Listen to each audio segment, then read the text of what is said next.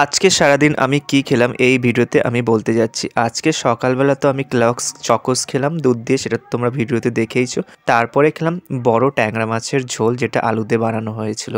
নতুন আলু দিয়ে রান্না করেছিল, তাই খেতেও কিন্তু খুব ভালো লেগেছিল। খাওয়াটা শেষ করে আমি আমার নিজের কাজগুলো করে নিলাম। তারপরে দুপুরবেলা খেলাম কয়েকটা তিলের নাড়ু। তিলের নাড়ুগুলো কিন্তু খুব ভালো ছিল। বিকেলবেলা একটু রেস্ট করে যখন বাড়িতে গেলাম, বাড়িতে গিয়ে দেখলাম যে মা ডিম ভাজছিল। ডিম ভাজা হয়ে গেলে তারপর দেখলাম ডিম ভাজা রয়েছে, ডিম ভাজার সাথে ডাল রান্না করেছে গরম গরম, আর ছিল লাউ ভাজা। সেগুলো দিয়ে রাতে আজকে খাওয়া হবে। তারপরে চলে আসলাম দিদুন বাড়িতে, দেখলাম দিদুন আজকে মাংস রান্না করছে।